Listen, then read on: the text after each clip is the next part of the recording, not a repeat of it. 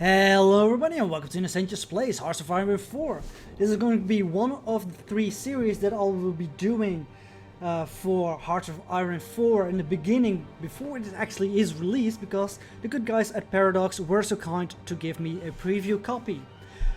The first one is going to be as Italy, which is going to follow the tutorial and be a really explanation about pretty much all the things in the game and how I would handle them.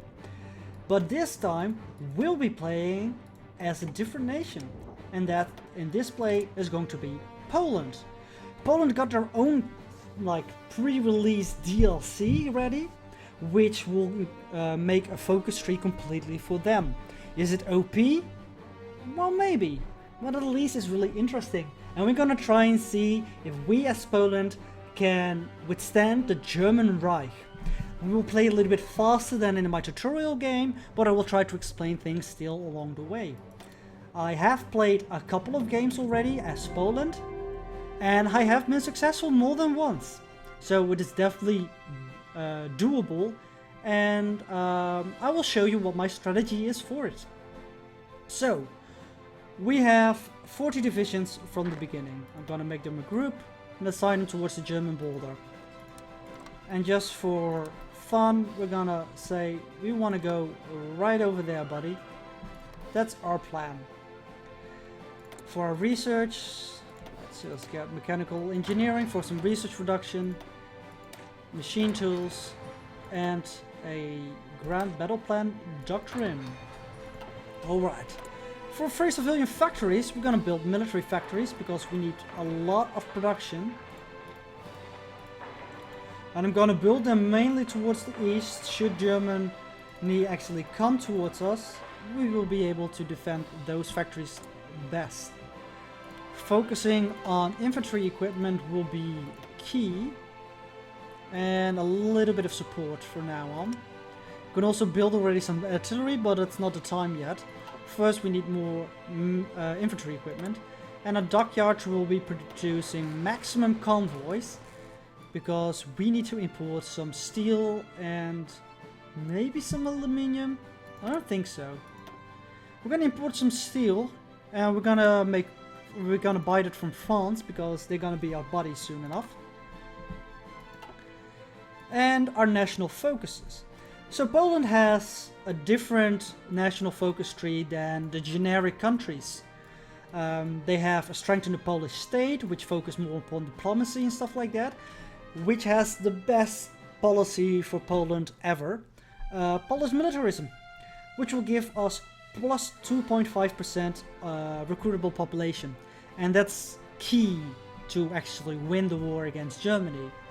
But we don't need that yet, so we can first start up and build up our Polish state with our industry and stuff like that, and an extra research slot.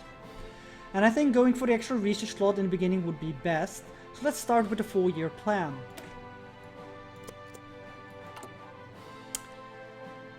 If we're gonna do that, maybe we should switch this actually around. Make this construction technology. The reason why is with the 4-year plan we will unlock better construction technology level, and we might as well get it for the one that we're actually ahead of time on then, to make that 50% cheaper, so we can actually go ahead of time without much of a problem. We also want to recruit some troops. I'm gonna add 10, add them to Warsaw, and we'll make them the priority for getting the equipment. Alright, and we're off. One of the first things that we're going to do with our political power is switch from volunteer only to limited conscription for some extra manpower, so we can keep recruiting as much men as possible. I really do think that manpower is the key to victory is Poland over here. And that means we need a lot of infantry equipment.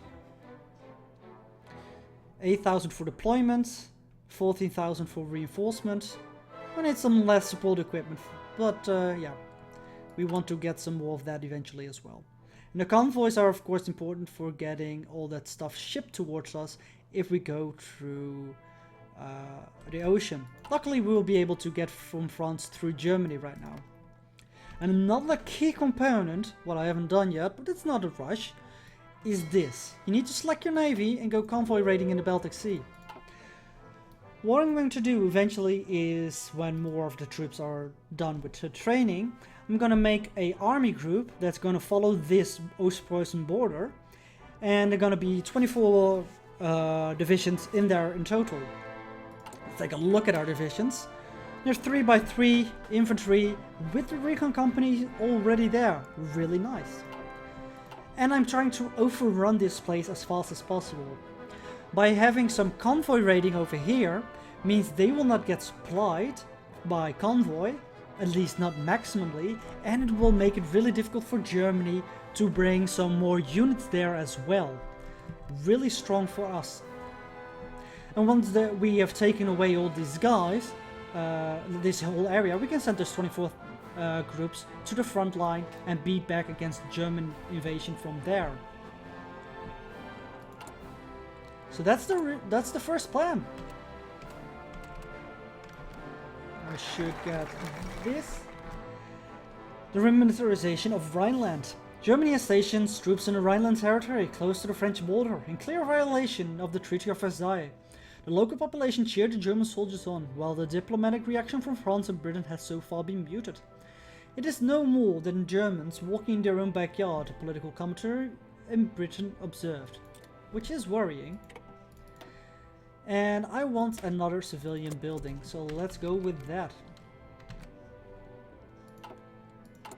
You can see the divisions are training as fast as they can. We don't have enough supply for actually doing these guys as well, but eventually we will get there. We have time. Well, at least until the Germans come in and invade us. But that's not for at least 3 years or so. So we have enough time for that. Yeah, maybe we should actually start importing some aluminium. Do think that would be prudent. So let's start getting some aluminium. And let's get that from France as well. Why not? They're good buddies. I like them, they like me. And we will have doubled our support equipment production actually. And now we are in a shortage of steel. So let's get some more steel from, you guessed it, France. This will eat in our amount of civilian factories available to us, unfortunately. But for now that should be fine. Getting more men out there is way more important than some civilian factories at the moment. The Spanish Civil War already triggered. Unfortunately for the Spanish people, we will not be able to intervene because we are too busy with ourselves. And the defense funds is done. Let's go for the main railway station. It's not necessarily something I would want, but it is needed to go to the old Polish region and the additional research slot. We got some basic machine tools. And we can go for concentrated industry.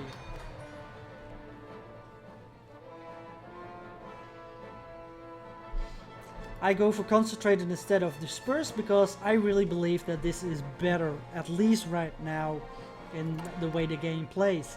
I don't really suffer that much from bombardment usually, therefore this is better. Also, I don't switch my equipment out often. We have enough political power to go up conscription law, and we are running a little bit low on manpower, so perfect timing. We gain 1% of recruitable population with that.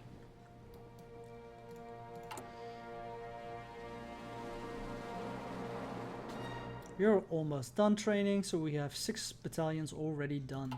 I'm gonna make you an army group. I'm gonna put you on the border over there.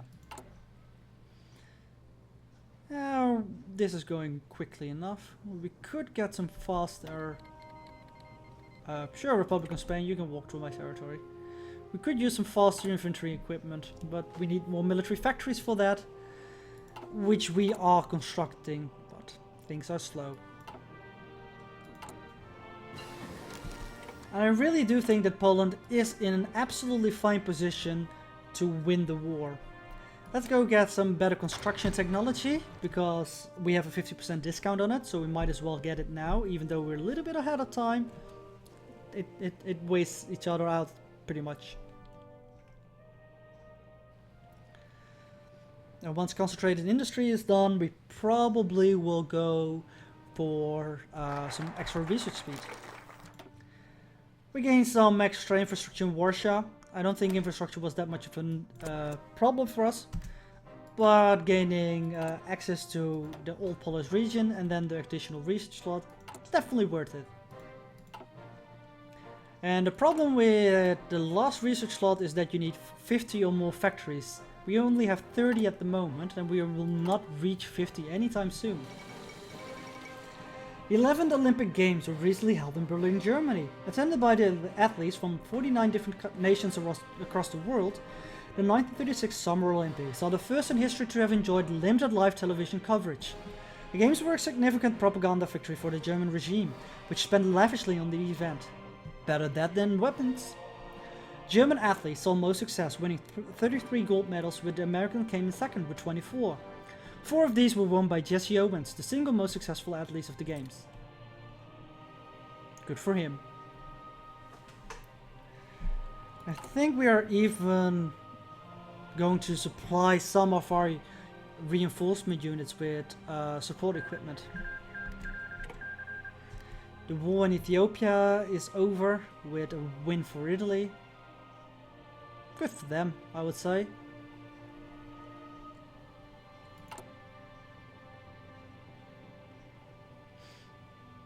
But yeah, things are definitely looking fine.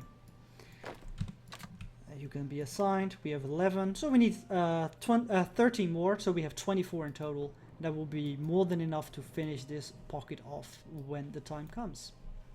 Of course, the map will be a little bit different by that time. Most likely Austria will not exist anymore. Czechoslovakia will look quite different, and maybe Hungary as well.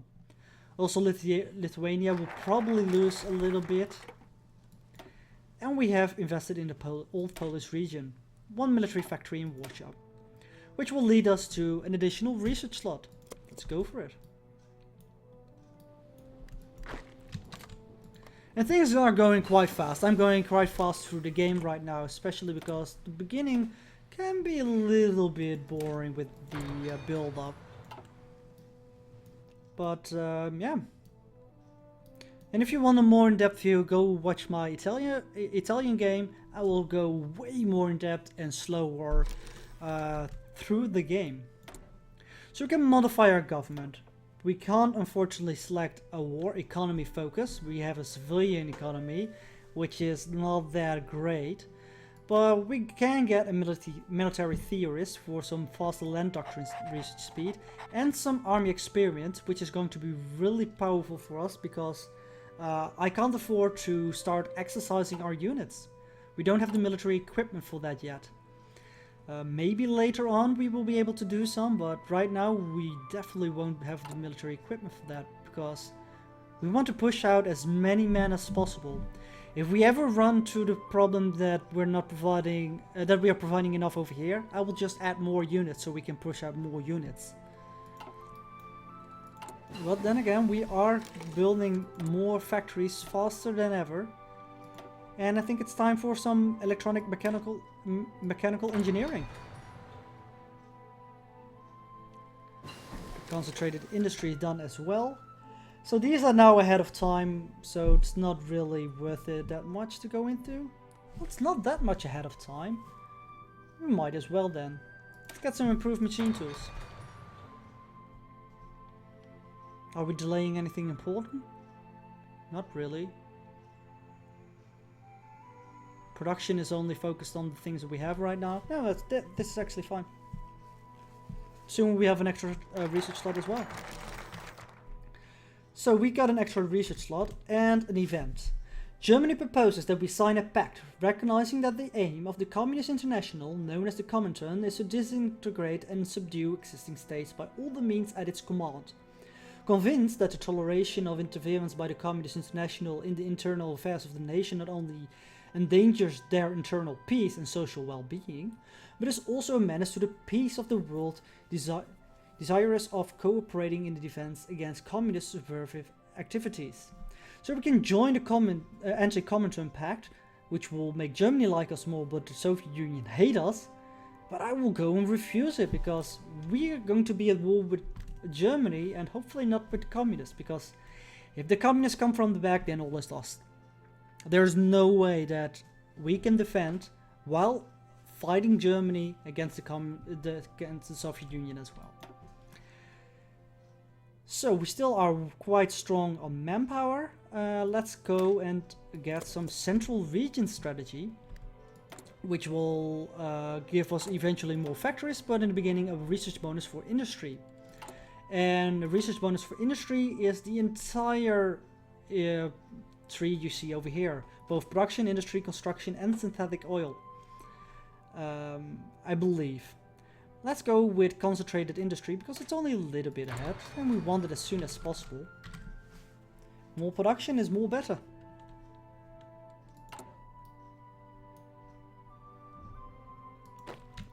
Sign you. We need 11 more divisions. And look at that, we are filling the lines pretty strongly over here. And we have insufficient amounts of steel, and I will buy more. Even though the first one that we are going to use is for this, but this will soon be also used. Technically it would be more efficient, I think, for our strategy to not buy it yet, but it's fine. We are low on manpower, and I would agree, but we will do something about that eventually. Not yet though, we still have 220k. And this will not be the first game, if we come to it, that I will be scraping the barrel.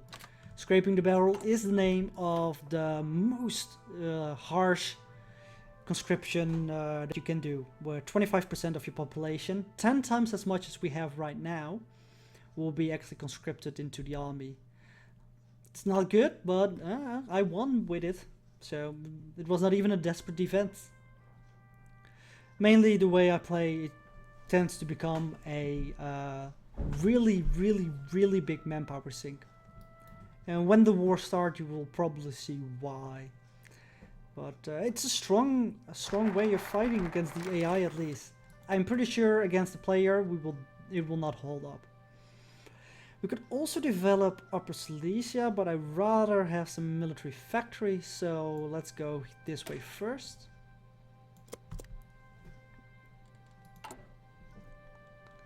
Free civilian factories, free military factories, we need them as soon as possible. And with electronic mechanical engineering done, we go for mechanical computing for another research reduction cost. And this way we have passed more than a year already in the game. That happens when you play at speed 5, things go quite quickly. But there is not that much for us to do right now. I mean, I can tell you about my life story, but nobody would be interested in that, I think. Might as well focus on this. We can modify our government now. And we can get a political advisor. And I'm gonna get a war industrialist, faster military industries. We could also go for one of these guys, so we can research technologies faster. But I think this is more prudent, faster building our factories and such. How are you guys doing? Looking good. I like the green bars. You're almost completely green. So the Spanish Civil War is over and the communists won, which is good news for us because that means they will not be joining the Axis. Good for Spain. And I'm gonna turn off the day and night cycle. I'm not that fond of it. Basic machine, the improved machine tools are done. That's not even basic, they're improved. And we have a 50% discount, so we could get advanced machine tools.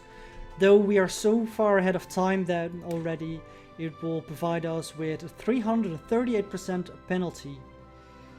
Let's not do that then. Let's instead focus on some support battalions. Maybe. Maybe not. So, looking at our divisions, how do they look like? They have recon company. Eventually I will add support artillery, an engineer company, and probably support anti-tank. That will leave us with one more support ability to be employed. And what do we want? And that's a really good question, and I'm not sure. I don't think we need a maintenance company because we don't really have people that get use out of it. We could go for a field hospital or something like that, but we require to build motorized equipment for that, and I don't really know if we will get to it. We could get some anti-air.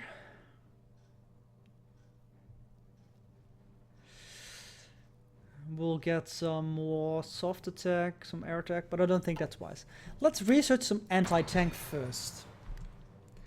Because I know I want that at least. Germany's probably going to have some motorized equipment over there, and we want to use that. The anti-tank against the motorized equipment, that is.